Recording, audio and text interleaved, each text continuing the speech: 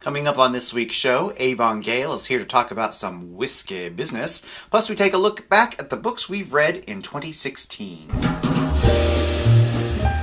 Welcome to the Big Gay Fiction Podcast, the show for readers and writers of gay romance fiction.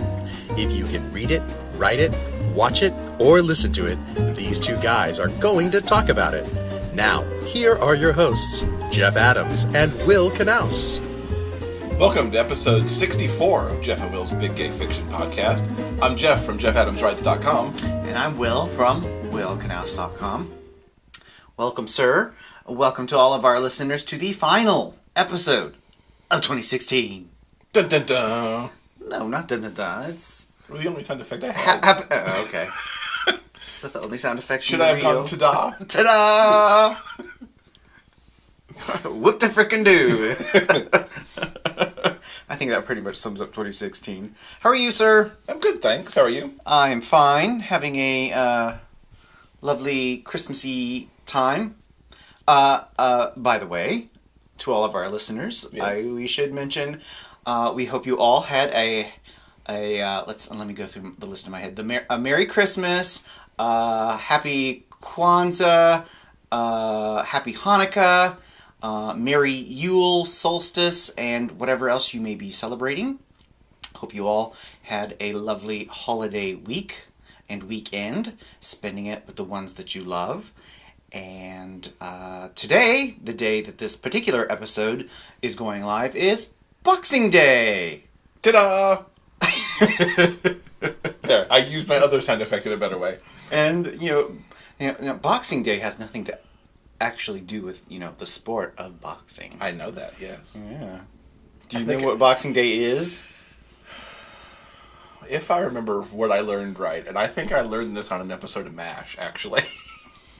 I think I did, I'm sorry. MASH? I think it's on an episode of MASH. Okay. That Boxing Day is a day in England where typically the upper class and the servants switch roles for a day.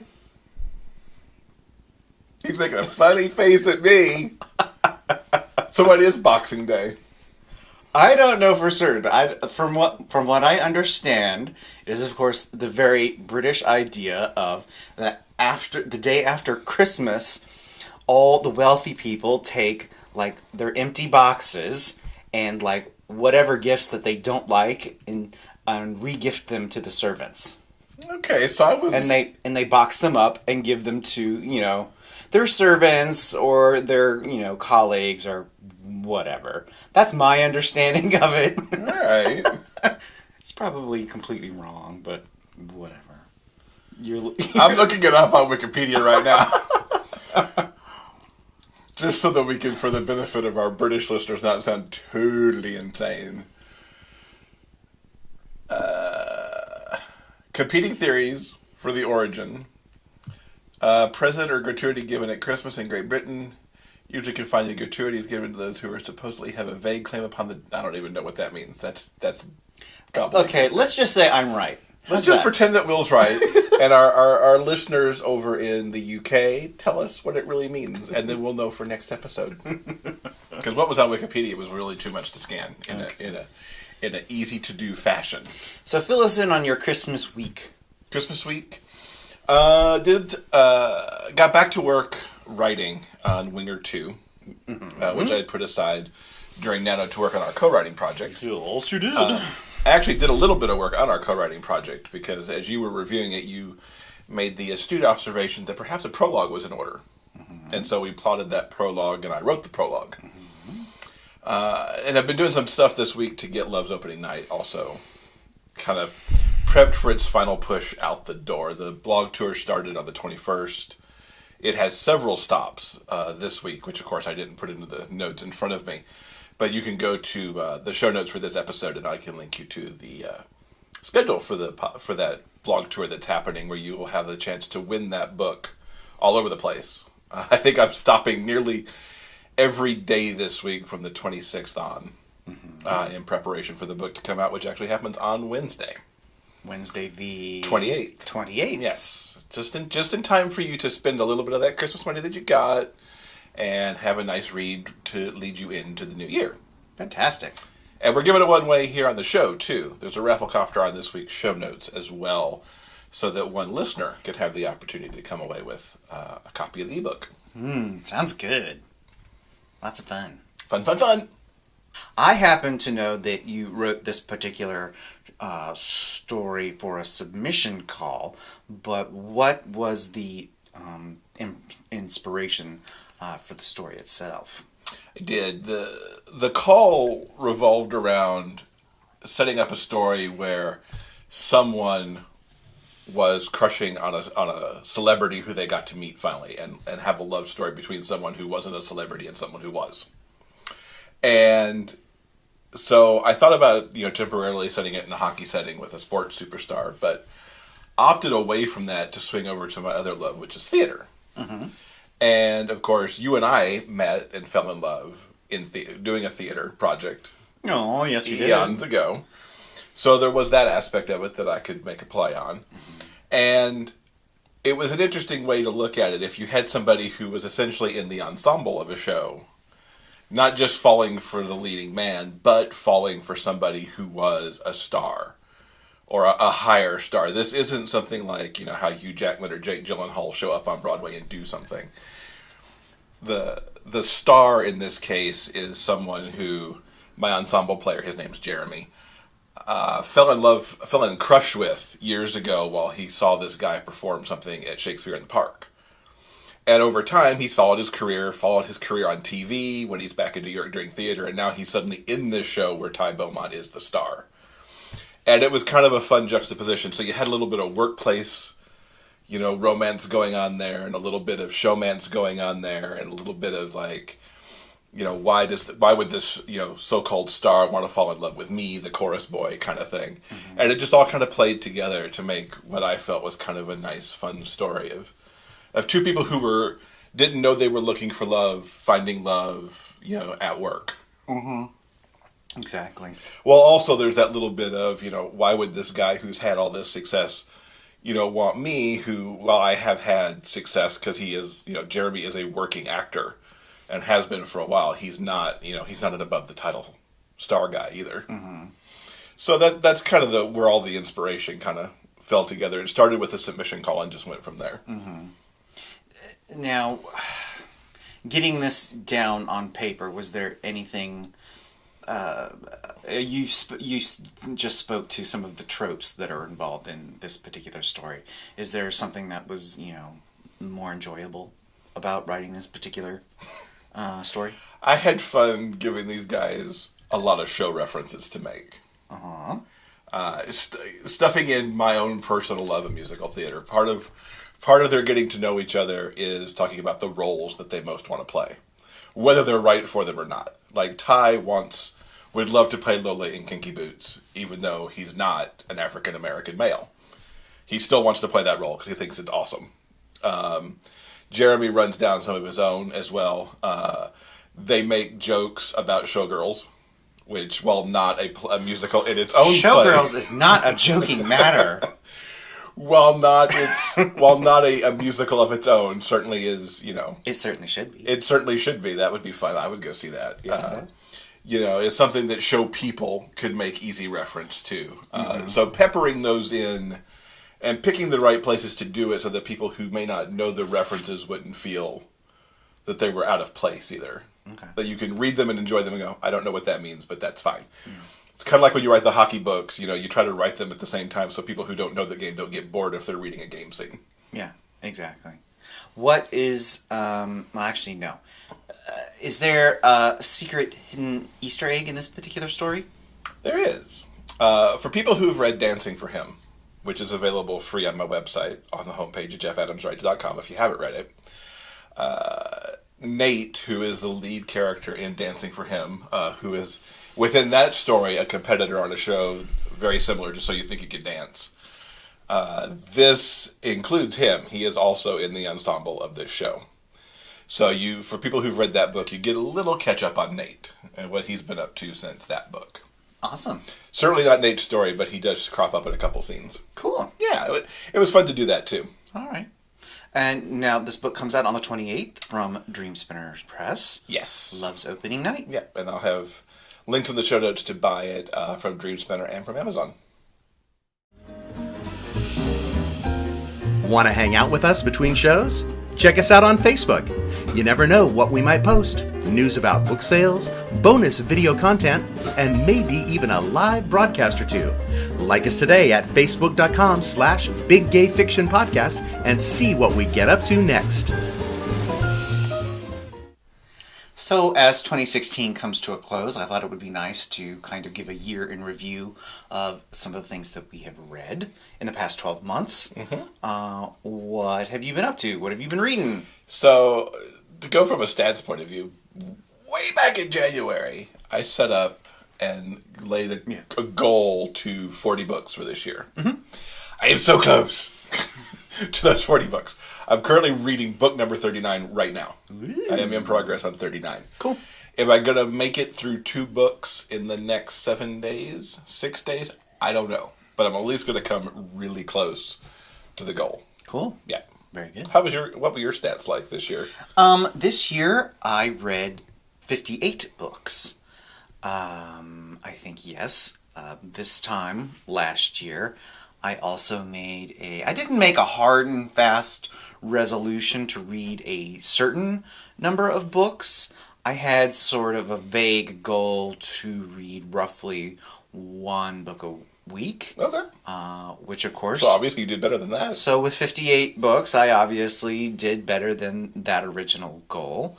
I also wanted to read more fiction this year. Going back to last year, I was definitely reading more nonfiction at the time, and looking back at the complete list of what I read in 2016, my stats are, I read, out of the 58 books, 65% were fiction and 35% were nonfiction. Okay. Those stats were basically flipped last year. So I'm very glad that I succeed in that particular goal as well. Are you happy with the 65-35 split in terms of the fiction, nonfiction, or would you hope for more closer to 50-50? No, I'm perfectly happy with Awesome. what I read this past year. Thumbs up for me, man. Indeed, thumbs up for you. What were some of your favorite reads this past year? Looking back across the 38 books that I have read, it's actually 39. It just occurred to me because I read somebody's beta back in the spring and I couldn't log that to Goodreads because it's not out. So I'm actually at 39 and I'm reading the 40th. You're so awesome. Anyway, the books that were at the top of my list that stuck with me the most, I came up with 5 in looking back at the 40 that are ones that I have gone back and pondered in one way or the other over the year, either because they were inspirational to my own writing or had something in them that kind of stuck with me for a while. So the first one there, and I'm doing this in the order in which I read them, so they're just not ranked in any other way. That's the order that I read them starting back in January. Us by Sarina, Bowen, and Elle Kennedy. I love how they've moved this couple forward in this book from getting together in him and forming a more lasting bond in us and really showing some of the difficulties that Jamie and Wes had in being able to go forward with Wes becoming the superstar hockey player and Jamie kind of floundering, trying to find his way a little bit. It really dealt with some of those tropes around that really nicely with the partner who does really, really well, and then the partner who's trying to figure it out and what his life's going to be while the superstar is doing his thing. Okay, what else do you recommend from this past year? Symptoms of Being Human by Jeff Garvin. We had Jeff on the show back when this book came out, and I kind of found it. The fact that it dealt so succinctly with a genderqueer teen, I can't wait to see what Jeff comes up with next in 2017 because he's working on something to get out in sometime in 2017. It just, of all the young adult books that I read, I was really impressed by this one with how it stuck so well. It gave this character such a strong voice. And I think it would be great to see more books of this ilk out there to help teams kind of find their way and see themselves in books. So we're not just writing for gay kids and lesbian kids, and more often now transgender young people, but anybody who kind of fits the spectrum. It's nice that they can hopefully find a book for them. Okay. What's some of the stuff on your list? Let's break up my list a little bit. Talk a little bit about what kind of resonated with you a little bit this year. I don't really have like a top 5. I was looking back at my list from 2016, and there were a couple of things that jumped out at me that, for me, were pretty memorable. The first is the series by Jordan Nasser, Home is a Fire and the Fire Went Wild. I really, really, really love those books. I highly recommend them. We talked to Jordan in episode 16. Oh, look at you writing down the episode numbers when I failed to do so. Earlier this year, so I highly recommend you go back into our backlist. Check out episode 16 with Jordan.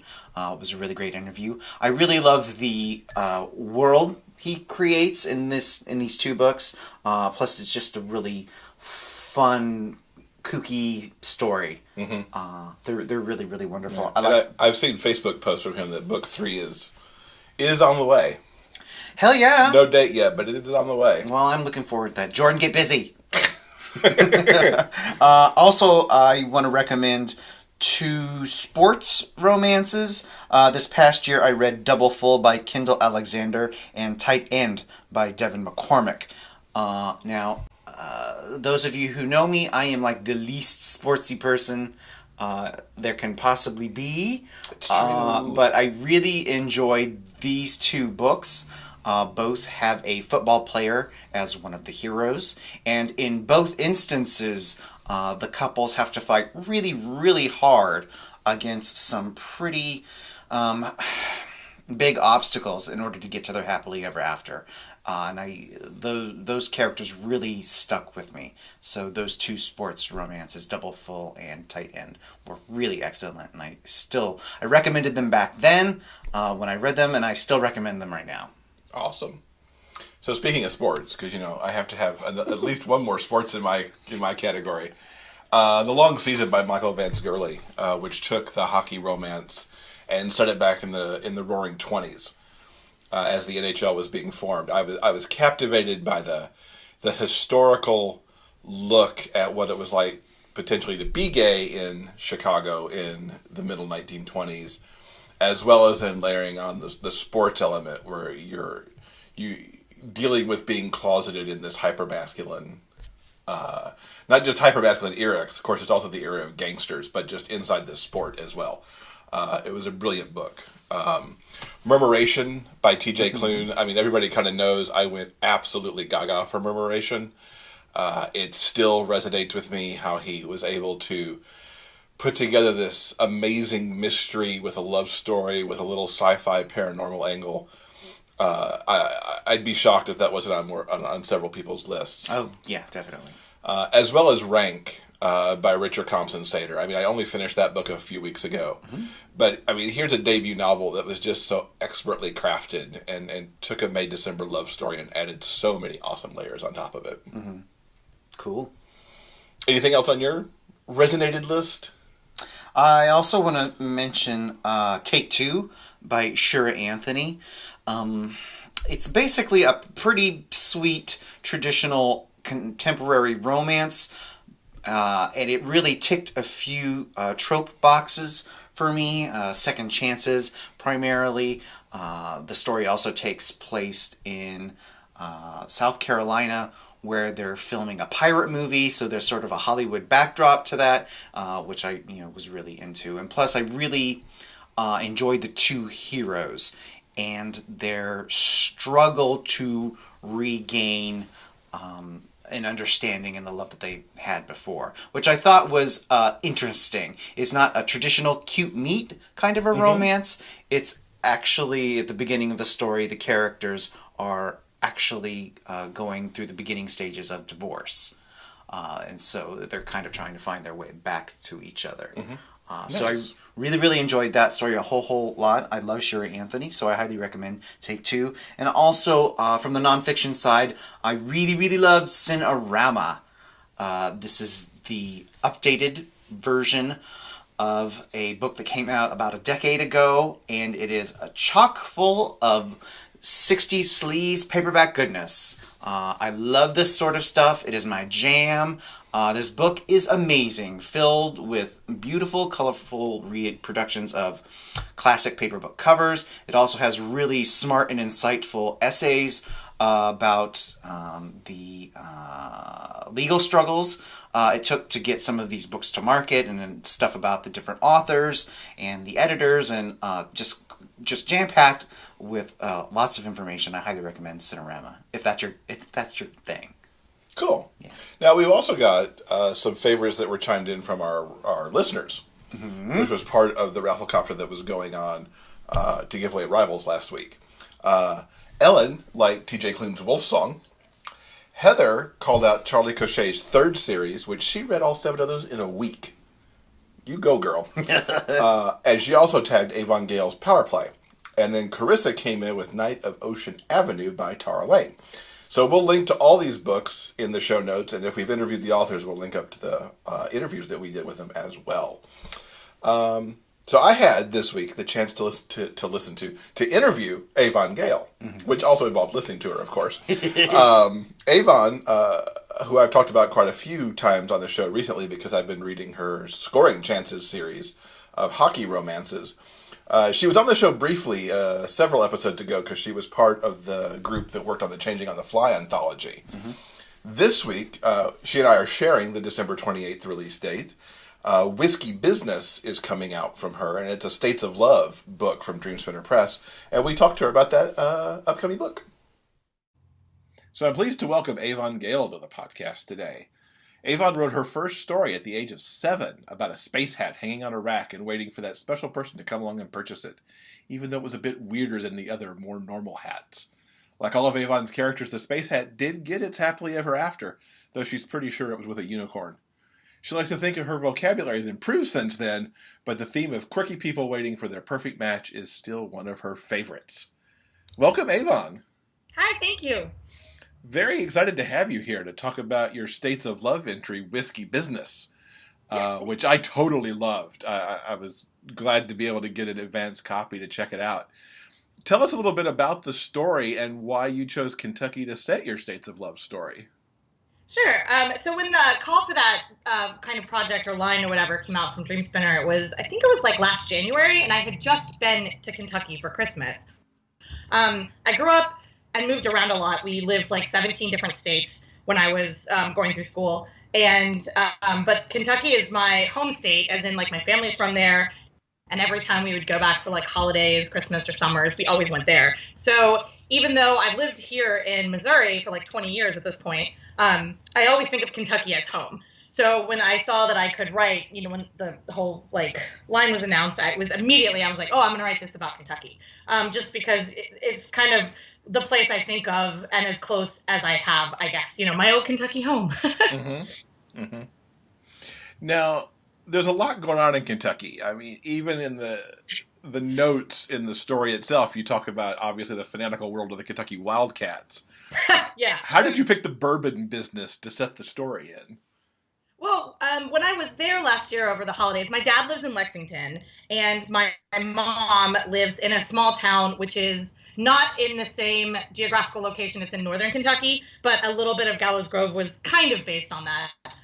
There's no pun businesses, so as far as I know, but it's a very, very small town. So I had the kind of the idea in my head. But when I went there last year, my husband and I toured a couple of the distilleries. And so we were at Woodford. And I was, of course, when I'm standing there, I'm thinking like, oh my God, I want to write a story about something about the bourbon industry. So when I decided I was going to write Kentucky, for some reason, it was just like the thing that popped into my brain as being what I wanted to write about. Mm-hmm. Also, I like bourbon. Well, that helps, I guess, yes, right? It does. Did you have to learn a lot about how it was made? Because, I mean, there are points in the book where you go fairly, I wouldn't say, tremendously in depth. I can't go off and make bourbon after reading it. But you get a good feel for the still in that, or was the visit enough? The visit was really helpful, especially because I remember very vividly what everything looked like. And I mean, I guess I've just like secondhand knowledge picked up how to make, like the bourbon process. My husband does homebrew, and he's also like a walking encyclopedia. So if I would ask him a question and be like, hey, what is that thing? And he would like know it immediately.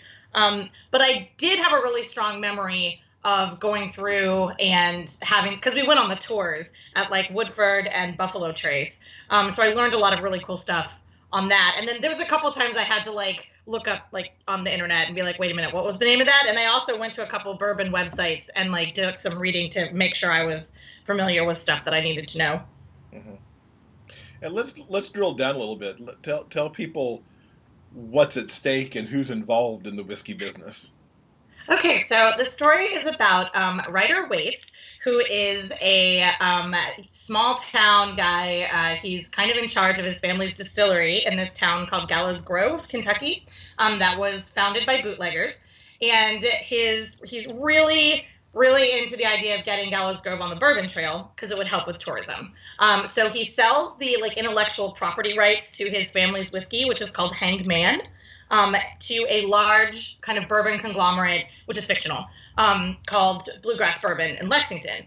And what he basically wants is for them to come down and kind of like give them improvements to the still so that they can keep manufacturing the bourbon, and then hopefully get on the bourbon tour. But unbeknownst to him, they have to send a company liaison named Adam Keller, and he's kind of stuffy. He's from Lexington, and he's sort of the opposite of Ryder in like personality and everything. And he comes down to do some initial, appraisals of what the company needs to do. And so they don't exactly hit it off right away, but of course they end up hitting it off and fall in love. Yeah, I really like the mix. Looking at the town for a little bit in the setup, I like the mix of the fictional and the real that you've got going on here. How did you decide where to draw your lines?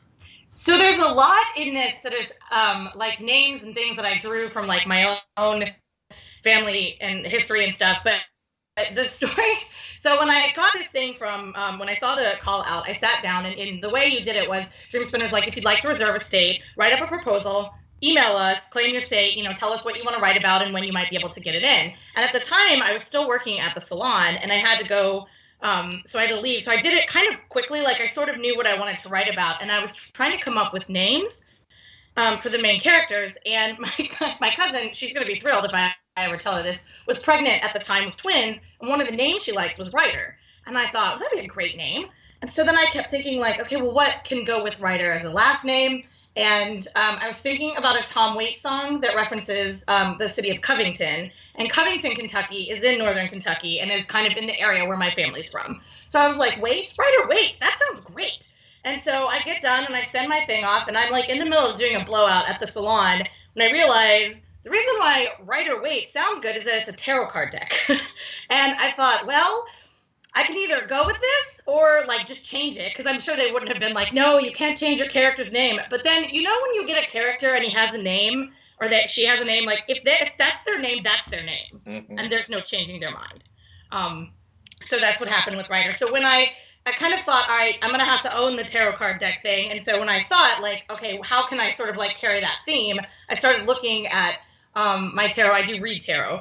And I saw Hanged Man, and I was like, oh, that would be a perfect name for the distillery. And then from there, I kind of like went, oh, it could be like the town could be like bootleggers, and it could be named after. And so that's sort of how it ended up with the kind of like bizarrely macabre history and the tarot card name, is it all kind of came from me not realizing that Ryder Waits is familiar because it's a tarot deck.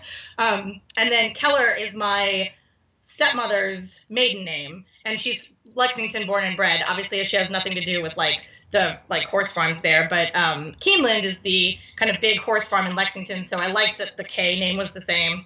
And that's pretty much kind of how I ended up coming up with that. There's some other things like my cousin's last name. I used that. One of the towns, I used my mom's maiden name for the name of that. So just kind of stuff, that I already had in the family history, trying to make it as authentic, I guess, as possible. But most of the things, everything about Gallows Grove is fictional, but I did find like where it could be located.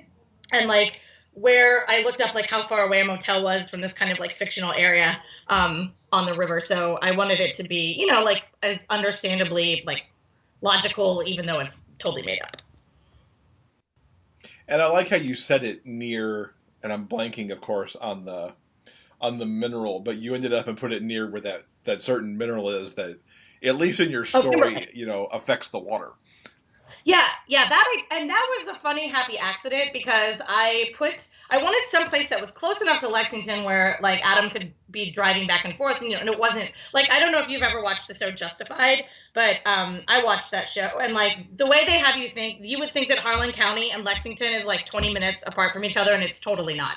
So I'm like, okay, I'm gonna make my location close enough to Lexington that it would be drivable. And I wanted it to be in that certain area, which is Elliott County. And Kentucky is very much like, people will tell you, if you're like, where are you from? They'll tell you the name of the county. And so when I looked up Elliott County, I kept thinking like, okay, well, I need some reason for that bourbon that can't be moved from that location. And I just happened upon the Kimberlite thing. And obviously it's totally fictional, whether or not it may not even make a difference, but I just decided to pretend that it did. Sure. And you hear all the time about how minerals affect the taste of things, you know, so. Oh yeah, that is, as I think I mentioned in the book, that is what makes Kentucky bourbon so distinctive. And it's the reason you have a lot of horse farms and bourbon distilleries in the same area, is this concentration of limestone in that part of Kentucky. And the water has a lot of calcium. So it's really good for horses and bones. And then it's also really good for bourbon. So that's kind of why you find the two of them so closely connected. And like the Woodford distillery is like right across from a horse farm. So they're very, like, that's the reason why. So I thought that was pretty neat. Yeah, I like that. There's a nice bit of quirkiness in the book too. Like it struck me as having a feel somewhere between like Twin Peaks and 6 Feet Under. Yay! That's great. I love the Gallows Grove business names, for example, which you kind of referenced a moment ago, that were basically all pun based. Yes. Did you just have a ball with that, or did it get to be a challenge after a while? I did have a ball with it, and there were people gave me so many good ones. Like a lot of them I came up with, like the Trapdoor and the Last Meal Diner and the Rusty Nail. I had all those, but I was trying to come up with one for the laundry, like the laundry laundromat, and that one was Facebook. I just posted on there. I'm like, hey, can anybody come up with some? And I got so many really good ones that I couldn't decide between The Perfect Crime and Suds and Death. So I kind of tried to work them both in there because that cracked me up. But yeah, my best friend came up with Wanted Bread or Alive, and Bread Man Walking, I think, was another one. So it was just even like more that I could not possibly even get to use. But in my dream worlds, all businesses would have pun names. So I was pretty happy about that. That's pretty awesome. Yeah, it was fun. And the thing is, the funniest is when I was finished, the story had like 3 different names. And I was originally going to call it, so there's the portion of bourbon in the bourbon making process where some evaporates from the bottle or from the barrel. And they call that the angel share because it kind of like evaporates into the mist, you know, up into the air. And it's the angels are, I guess, you know, hanging out, having some bourbon flavored mist. Who knows? But then, so I was going to call it that. And like, well, that doesn't really make sense in a town like with all these names. So then I thought about the Devil's Cut, which would be what was left. But then someone was like, oh, there's a Jack Daniels like version, like type of bourbon called the Devil's Cut. I'm like, well, I cannot name it after Tennessee whiskey. No. Right. So Whiskey Business, which of course is a pun, it literally took me like 35 minutes to come up with that. I kept going like, what's a pun that would have something to do with whiskey and then like, you know, something being kind of like risky and then business. Like it was ridiculous how long it took me to come up with that. It's because your brain had worked so hard on the puns for the businesses that for that last one it just took a minute. And I did too. I had to, like, I'm really Piper Vaughn is a really good friend of mine, and I had to email her because she has a story called Prickly Business, and I was like, hey, do you mind? Can I use this title? Is it too close to yours? And she was like, what are you talking about? Yeah, that's perfect. So, but yeah, it did take me a while to come up with that one. Did you learn anything unexpected about your home state while you were working on this? I didn't know the thing about the Kimberlite. I had never known that.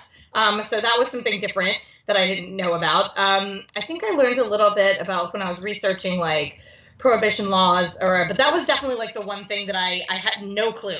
And so I never really, like my dad's from Lexington, or I was born in Lexington, but I never really lived there. So it's kind of strange to have like this connection to a town you've never actually lived in. You just visit it all the time. But so I got to look up like names of like places people would go, and this is super rambly, sorry, but definitely the thing about the Kimberlite was the thing that was the most surprising thing I learned. And of course, a lot of authors, always talk about how their characters lead them in interesting directions. Yeah. Did Free Spirit writer or stuffy Adam take you in a place you didn't think they were going to go? Adam kept saying really stupid things that I would be like, oh, don't say that. But they do that to me all the time, like every character. Since I'm kind of a pantser, they've gotten a little bit better. It was a little bit, I didn't realize they would end up living, I don't want to spoil the book, but like where they end up living. I didn't realize that would happen, and that kind of just came upon me at the end. I was like, oh, all right, that's pretty cool. But yeah, they were a little more snarly at first than I would have thought. Yeah, I was surprised about where they ended up living too. We may have to talk more about that. And I mean, there's no way I could do that. No, absolutely not. We may have to talk about that after we let the podcast audience go from our chat. Yes. Because that's definitely an interesting. Next to my grandmother's house, and this is going to sound like really like, what? But my grandma it was like next door to her house, and she would go over there sometimes to like watch the phones in case something happened. And this is a town of like 1,500 people, so the phone never rang, right? But like, I just remember going over there with her as a kid, and it was a big white Victorian house, and just sitting there and being like, I'm afraid to go. I was like afraid to go in the kitchen and get a Coke because I don't know what I thought would happen. But well, especially when you're a kid, you're like, I shouldn't be just in here hanging out, Yeah, exactly. Moving a little past whiskey business, what's coming up for you in 2017? A lot of things, actually. I'm super busy with lots of stuff. The next Scoring Chances book should be out probably in the summer. And it's called Coach's Challenge, and it bumps forward to the Asheville Ravens. So there'll be 2 books about the Ravens, and I just started working on the 6th one. So that's going on. That gives me time. I've just finished book 2 relatively recently. In fact, we just reviewed that in the podcast last week. So I need to charge forward and catch up before you put the next one out. Yes, you should have a while. It won't be out until, I think summer is probably the earliest. And then I'm trying to get the next one done so that the 5th and the 6th one come out around the same way that the 3rd one and the 4th one did. So hopefully I'll get that one out of the door pretty soon. Piper Vaughn and I are writing a hockey series of which I realized we called it Hat Trick. And I was like, you also have a book called Hat Trick. And isn't that the thing about writing hockey romance? I feel like we all have to use the same titles. Yeah, right around the same time I released Hat Trick 1 in 2013, there was another book that came out, like right at the same time within maybe a month, also called Hat Trick under another publisher. So welcome to the family. Thank you. Ours will be with Riptide, and we are hoping to do we have the 3 books set, and then we're hoping to do like another 3-book series set on the Western Conference, but that's kind of we haven't really plotted those yet, but I'm hoping that the first one on that one will come out in 2017. Awesome.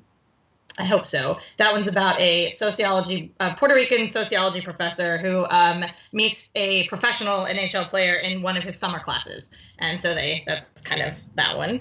And we're writing that one right now. So it's pretty fun. And I'm writing a series with Roan Parrish about a FBI agent who works in the art crimes department and meets this very eccentric, wealthy philanthropist who is also an art thief. And that's a serial that we're going to be self-publishing. So that one should be pretty fun. Wow, you've got a lot on your docket for 2017. I do. I do. It's really ridiculous. Like, I didn't realize, like, being a full-time writer, you have to plan for things to come out, like years in advance almost, it feels like, at this point. So I've been trying to, like, put together a calendar, and now I'm thinking, like, 2018, what am I going to do? I mean, it's kind of just how you have to think that far ahead. But I do have a book that's an FF, rock star, or rock singer. I don't know that I would say rock star romance, but it's like a musician romance that's coming out in September. Mm-hmm. Very cool. I'm looking forward to so much of that stuff. Yay! Well, thank you. So let's talk hockey for a second. How are you feeling about the NHL season so far? I mean, I just like the Bruins. I don't even know. I was just checking the score update and like sighing sadly because I don't ever know what to do with them. I love hockey. I enjoy watching it. Sometimes I get really nervous during games. Like I always get super nervous during Boston-Montreal games, and I have lots of opinions about Boston season this year. But I'm just so happy to see them again. But right now they're losing 3-0 to the Islanders, so I'm not super happy. But it's been a pretty good season so far. I really enjoyed that story about Austin Matthews. I thought that was really neat. And there's a guy tonight, Piper texted me about him, that's making his NHL debut, and he's 30. And I think that's awesome. I saw that story today, too. It was like hope for the older guys. Yes. I know. I'm like, oh, God, when is 30 considered old? Like, I'm like ancient then, but in hockey years, I guess. So, yeah, I'm mostly okay with the season. It could be going better for the Bruins, but hopefully they'll turn it around. Well, I don't think your Bruins are doing as bad as my Red Wings, so... Yeah, and the Blues, who's my other team, because I live in Missouri, you know, they seem to be doing pretty good. They made some bizarre, like, changes to the team last season that I was like, I don't know what's going on. But, yeah, I know it's sometimes you're just like, you know, this is just not going to be our year. And, God, I'd love to be wrong, but that's kind of what I'm calling for the Bruins, so. Yeah, I'm kind of there, too, for the Red Wings. I think they're going to break their streak of getting into the playoffs at the rate they're going. Yeah. Well, then we'll be able to watch hockey stress-free. There you go. You know, the 30-year-old guy made me think of Jared from Breakaway. Maybe he could still have his chance to get in the NHL. Yes, you could still do it, Jared. Yeah, the character in the fifth Scoring Changes book, it's called Coach's Challenge. It's about a coach of the team and this a veteran player that was like an NHL prospect. He played in the NHL, and he was supposed to be really good, but he never quite lived up to his potential and played mostly in the AHL. And then he signs for his last year with an ECHL team. So it's kind of coach player, but he's 36. So these are the two oldest characters I've written in the series, and it was really nice to do that because I'm 39. So I think Troy's like 46 or 47, and then Shane's like 36. So it was kind of nice to give the older guys some love. And I mean that older as I'm the same age. So yeah, that'll be fun. I'm looking forward to that. So what's the best way for people to keep up with you online?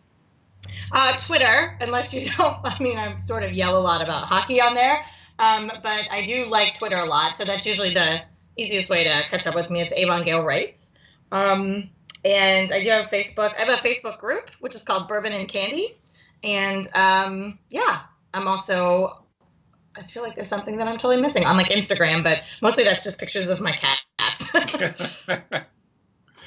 Well, we will link up to all those, and I'll have to get into your Facebook group because I don't think I'm a member of that. Yes, and of course, we'll link people to Whiskey Business as well, which I will give the review of right after this interview. Yeah, thank you. I'm so glad you liked it, and thank you for having me on the podcast. Yeah, absolutely. Thanks for being with us, and best of luck with Whiskey Business. Thanks. You have a happy holidays. You too. The new adult hockey romance, Rivals, by Jeff Adams, is now available in audiobook as performed by Derek McLean. Mitchell Turner and Alex Goodman squared off on the ice throughout high school. Their rivalry was tough on Mitchell because he harbored a huge crush on Alex.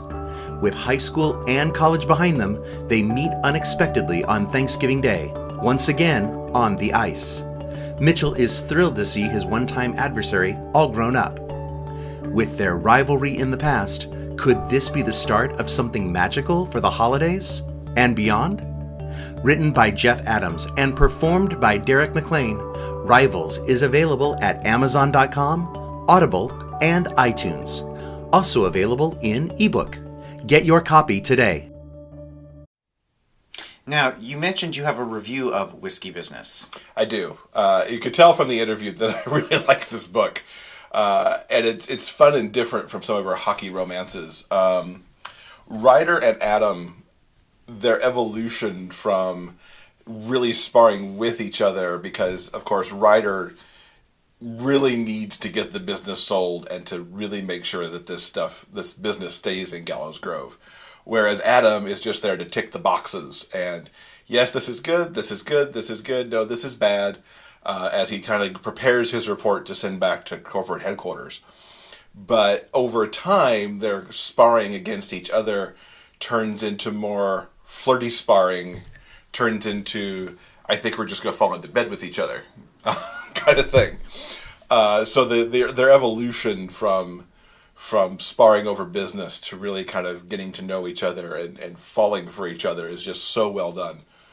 Gallows Grove in itself is kind of a quirky character here in the same way that you could look at the towns in TV shows like Twin Peaks or Picket Fences or Northern Exposure, how those towns really worked into those stories.